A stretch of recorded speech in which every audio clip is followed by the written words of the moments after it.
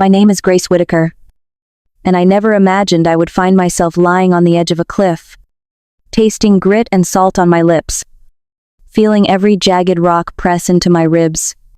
My husband Michael's hand found mine, and even in that moment, his fingers told me to hold on, to stay small, to let them believe we were done. The wind tore across the bluff above, and I recognized the sound of our daughter Lily's steps, her husband Evan close behind, voices floating in false concern. I couldn't move, but I knew the truth. This hike, this detour, this so-called family outing was not what it seemed. I've always thought of our life as ordinary, but full of quiet happiness.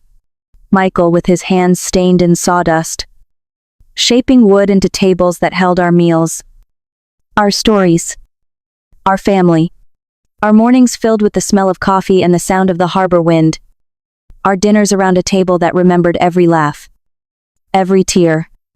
But as I lay here, I realized just how fragile even the warmest family life could be, how quickly trust could turn into danger, and how deeply betrayal could hide behind the guise of love. I want you to stay with me through this story, because it's about more than survival. It's about noticing the signs, listening to your gut, and learning that love sometimes has boundaries that must be protected. Before that terrifying moment on the bluff, our life had a rhythm that felt steady and comforting. I often think back to those mornings in Seabrook, Oregon, when Michael would already be in the workshop before sunrise, the smell of cedar and maple filling the air, and I'd be brewing coffee, listening to the harbor wind whisper across the windows. Those quiet rituals were the backbone of our family. Small routines that carried love in their simplicity. Connor, our firstborn, had a presence that could light up a room just by walking in. He was the kind of child who filled space with laughter and curiosity. And Lily, 5 years younger, was a keen observer, her eyes tracing every detail, learning how to hold a hand, how to listen, how to carry herself with care.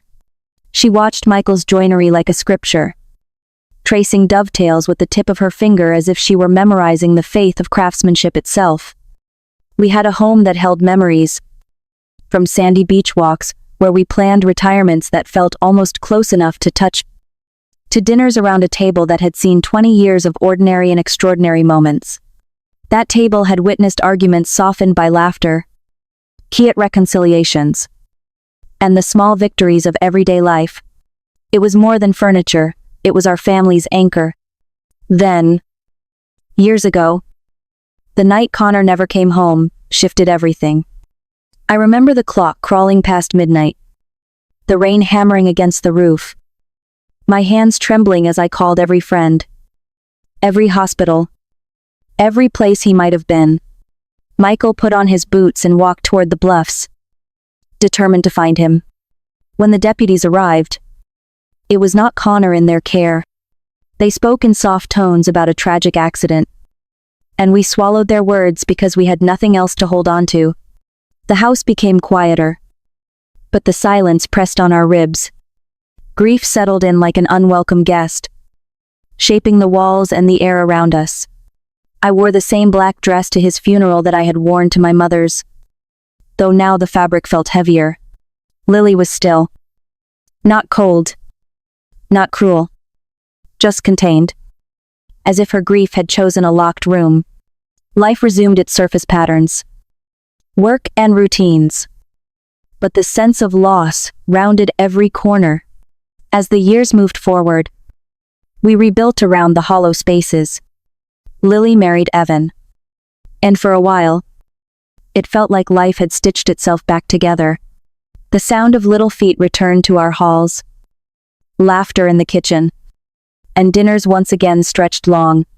I allowed myself to believe this was a mended life, a quilt stitched tightly enough to hold. Yet beneath that pattern, a shadow of unease lingered, subtle, almost invisible, waiting to reveal itself. And now, as I lie on the cliff, tasting grit and blood, I can't help but think of all those quiet, cherished moments, and wonder how something so ordinary, so filled with love, could harbor a danger I never imagined. The calm before the storm was not just a memory, it was the foundation for what was about to unfold. Little did I know that the very daughter I had raised, the one I believed I understood, would become the source of the greatest threat our family had ever faced. It started subtly, the way shadows creep across a room you thought was familiar. At first, I told myself I was imagining things, that Lily and Evan's interest in our home and finances was just care, their desire to help. But the way they pressed for updates on our insurance, our savings, even suggesting changes to the house that seemed unnecessary. A small alarm went off in my chest. It wasn't help, it was control disguised as kindness.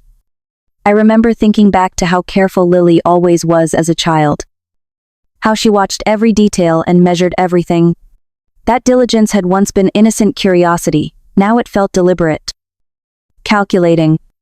Every suggestion, every gentle insistence, had a pattern I couldn't ignore. They asked for account summaries, proposed consolidating policies, even floated the idea of power of attorney.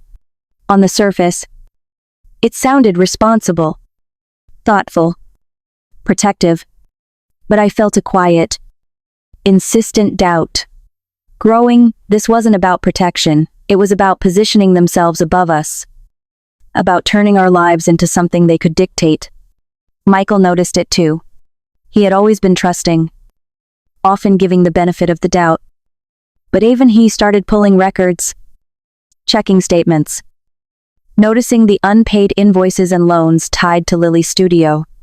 The truth we had long hoped didn't exist was slowly coming into focus. It was a subtle accumulation. Pieces of evidence that whispered to us in the quiet moments, their interest in us wasn't love, it was opportunity. I found myself replaying small interactions, trying to remember the way Lily smiled a little too easily when discussing estate planning, the way Evan nodded in agreement like rehearsed understanding. The warmth we had felt in family dinners now felt layered with something colder beneath. I realized that sometimes, the very people we nurture, the ones we believe will always love and protect us, can quietly prioritize themselves first. I wondered if I should confront it or just keep watch. If raising suspicion might push them to act faster. We began documenting quietly, preserving small pieces of evidence, aware that every move now carried weight.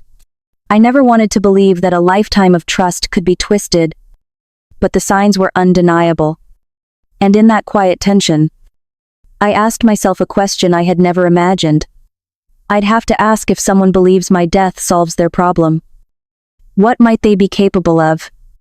The thought chilled me. Yet even in that fear, there was clarity. We needed to be vigilant, prepared, and patient. Little did I know, this unease was only the first layer of a much larger storm. What started as subtle control would soon become something far more dangerous. And our instincts for caution and survival would be tested in ways I could not yet imagine. The morning of the hike felt ordinary at first. The sky was clear, the kind of blue that promises calm. But as we followed Lily and Evan along the Timberline Bluff Trail, something in the air shifted. Each suggestion they made about footing, about taking a step closer to the edge, carried a subtle insistence, a nudge I couldn't ignore. My chest tightened, and I found Michael's hand in mine, our silent code to hold, to wait, to watch. I remembered all the little things that had started feeling off over the past months, the way they asked about our finances, the way Lily insisted on helping with the paperwork, the way Evan framed every request as concern, while always smiling too easily. And now, the slope narrowed, the gravel loose under our feet, and my heart pounded as if it knew the danger before my mind fully accepted it. When Lily lunged, pushing forward as if the ground itself had betrayed us, the realization hit like ice. This was no accident. Instinct took over. Michael twisted, grabbing her wrist, holding her, telling me through his hand that we would face this together. The cliff was patient and cruel, its cold air biting. But we stayed grounded in that moment. Every muscle tense, every breath measured. I felt my body press against stone, my cheek scraping against grit. And yet I kept my mind sharp. As Evan rushed closer with the camera, trying to document the perfect view, I saw the intent behind his smile, the practiced movements, the carelessness of someone who thought they had already won. But we were not helpless. Every step, every sound, every misstep they made was a clue we would not ignore. We edged, pivoted, counted our breaths. The cliff seemed endless. Yet each second brought clarity. We had to survive. But we also had to record, to preserve truth for what was coming next. I thought of all the times I had underestimated the signs, of the gentle reminders my instincts had given me over the years. I remembered Connor, the mornings on the beach, the quiet rituals, the laughter echoing through our house. That life, the love, the care, the trust, it was worth defending. And in that thought, a calm determination settled over me. I would not let fear dictate our end. The moments stretched, long and excruciating. The balance between falling and staying upright razor thin. I felt Michael's squeeze, telling me silently to trust him, to trust ourselves. And when Lily and Evan finally shifted their attention elsewhere, we moved with precision, slowly, deliberately, until we were stable.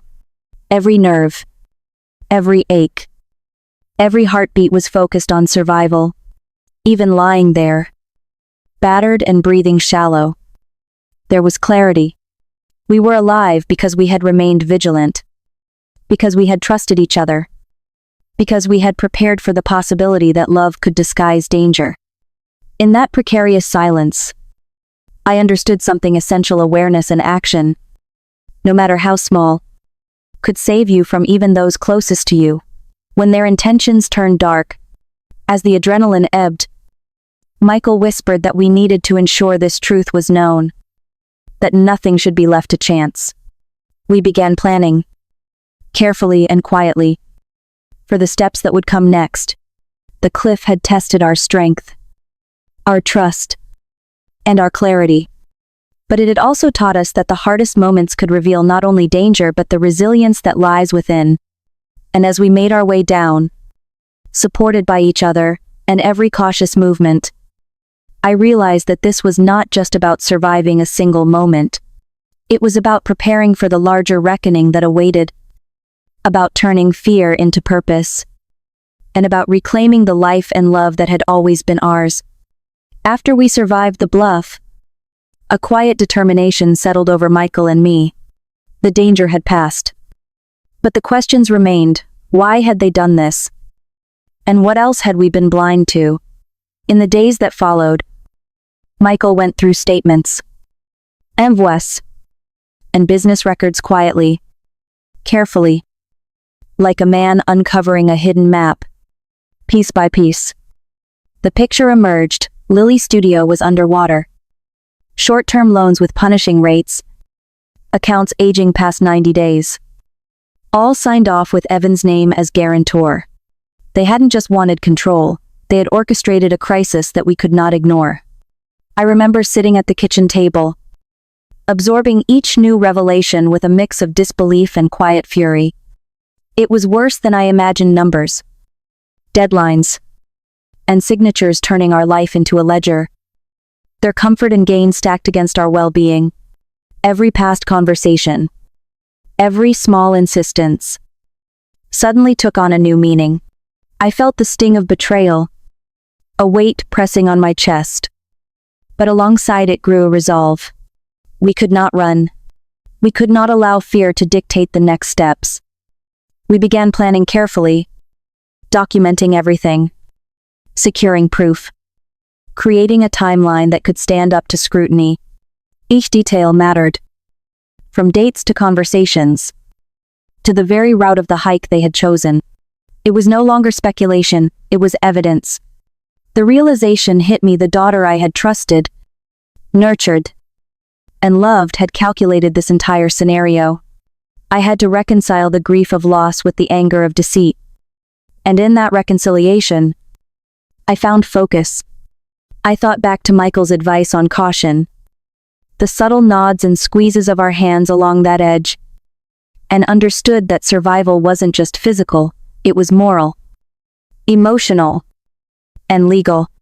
Our future depended on clarity, patience, and the courage to reveal the truth.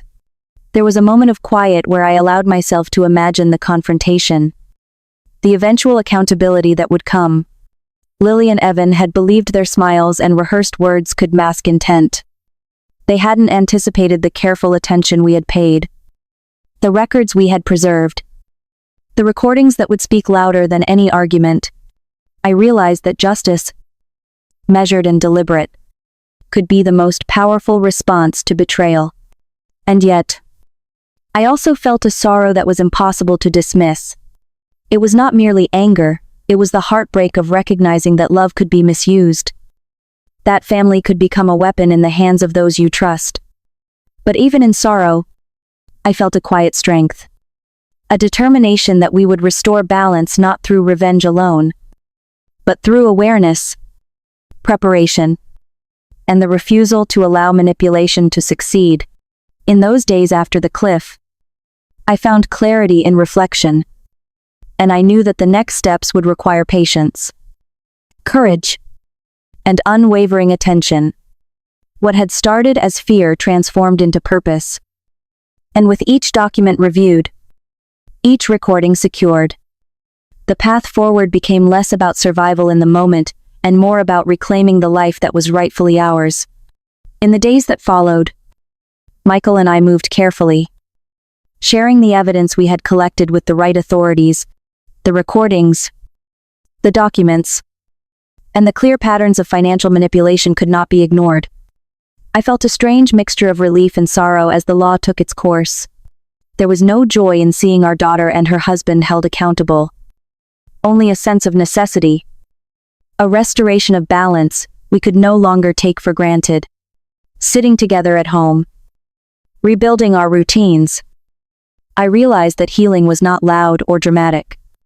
It was the small, deliberate acts.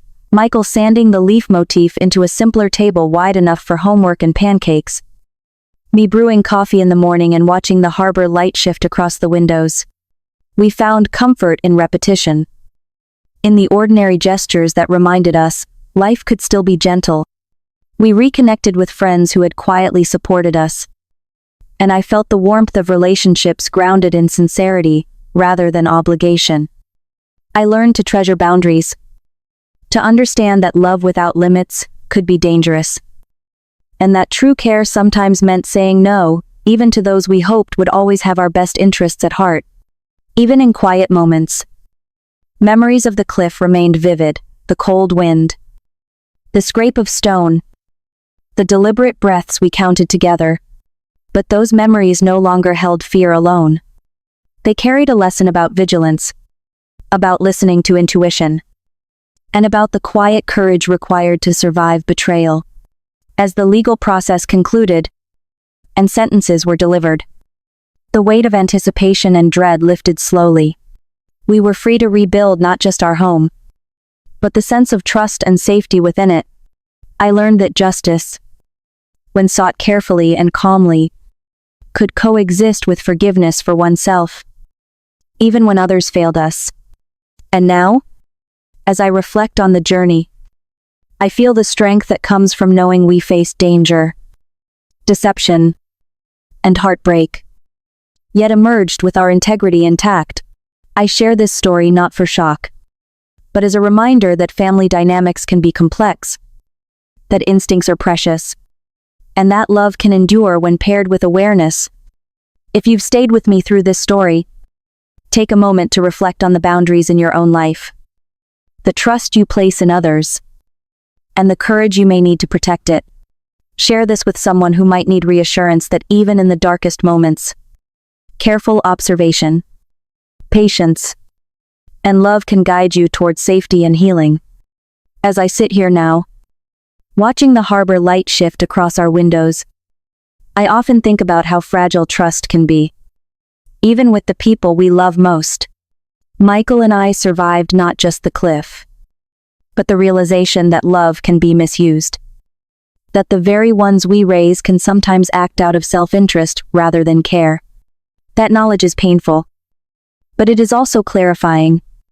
I've learned that boundaries are acts of love, not rejection, and that listening to intuition is as important as showing compassion. We rebuilt our life slowly, carefully, celebrating small victories, a repaired table, a quiet morning coffee, laughter in the kitchen that had once felt lost. Healing is not dramatic, it's the quiet moments where safety and love intersect, where ordinary life is reclaimed after extraordinary fear. If there's one thing I hope you take from this story, it's the importance of vigilance tempered with love. Pay attention to the small signs, trust your instincts, and protect yourself emotionally and physically when necessary. It is possible to survive betrayal and come through stronger with your integrity and heart intact. I invite you to share your own experiences, reflections, or moments when intuition guided you through a difficult family situation. Comment below and let us know where you're watching from, and what small act of courage you think made the difference. Like this video if it resonated with you, and share it with someone who might need reassurance that even in the darkest family moments, awareness, love, and careful preparation can guide you towards safety and healing. Your stories, your reflections, your courage, they matter, and together, we can learn how to navigate even the most complicated family dynamics with grace and strength.